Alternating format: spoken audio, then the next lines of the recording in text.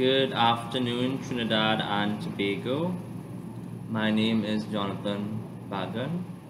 Today is the 20th of August 2016. Right now, Trinidad has apparently no medals in the Olympics, from what I gather, and Keshawn Walcott is our only hope.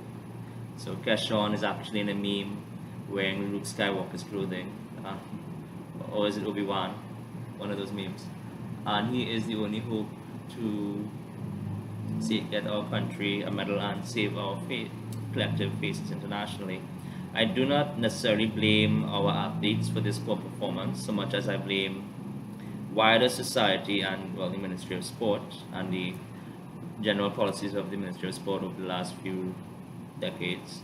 So really our society as a Trinidadian, we're a society that produces mediocrity. We encourage mediocrity. We have so many issues to grapple with in our society. To quote Lloyd Best, how does culture escape itself?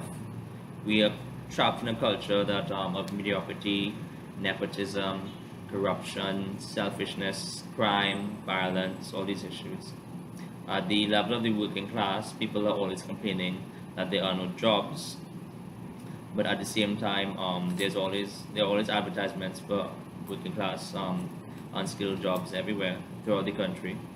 Just last night, I went to a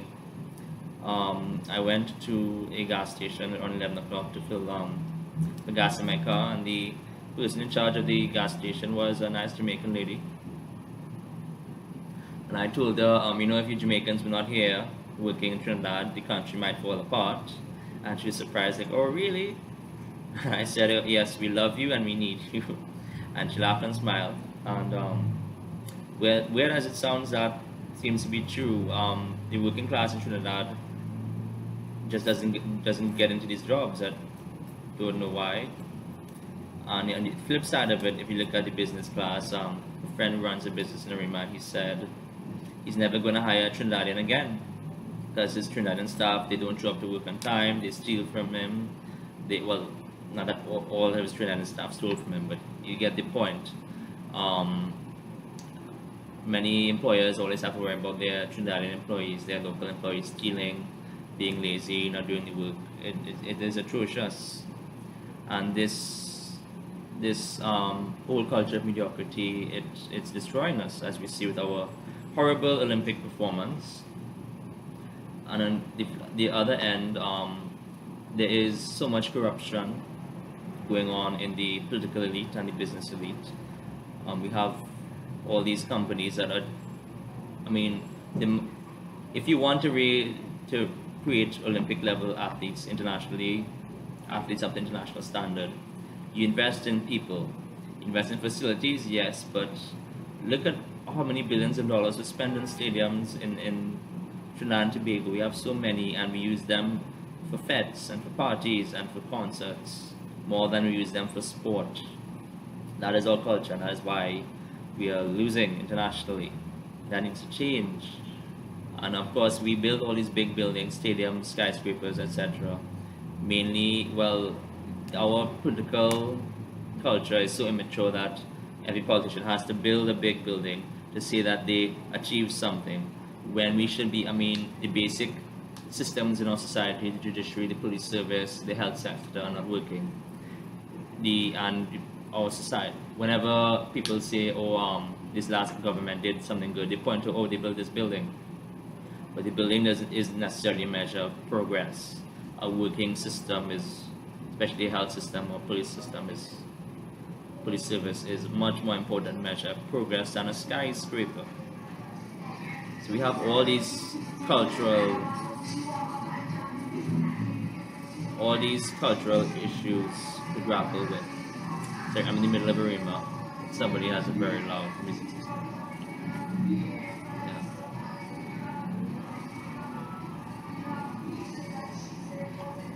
Yeah, we have this.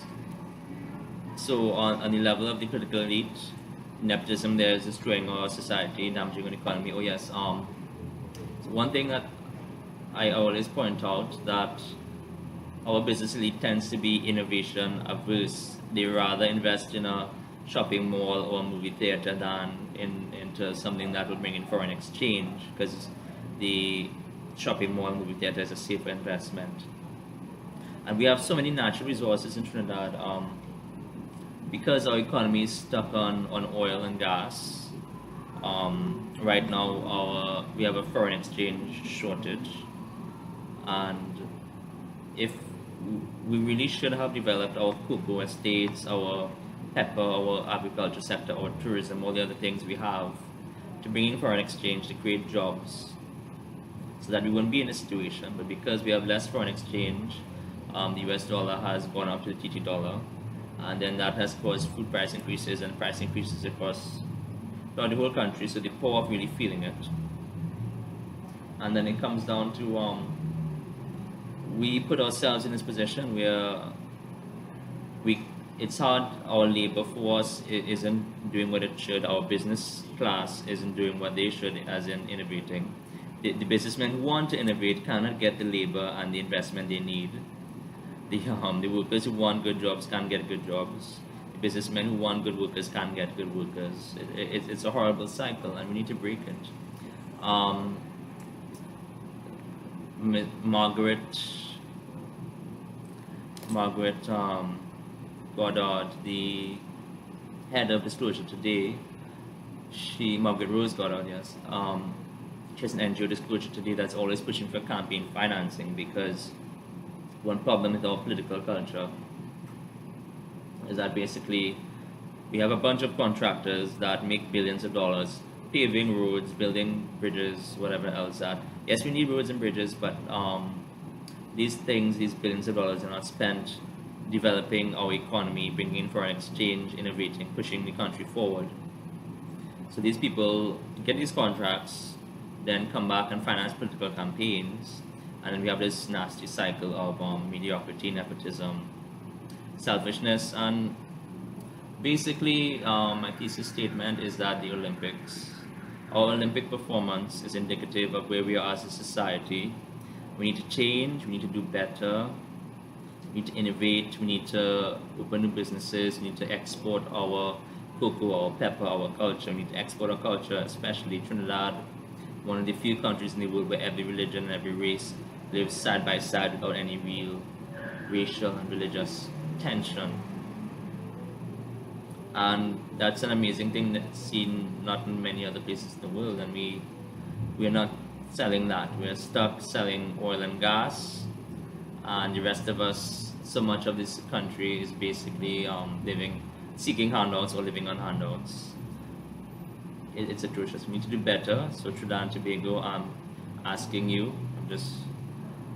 basically please share this video and just comment suggestions or comment questions. Why are we so mediocre? Why are we so corrupt? Why is our economy so dependent on oil? Why? And then maybe propose some solutions.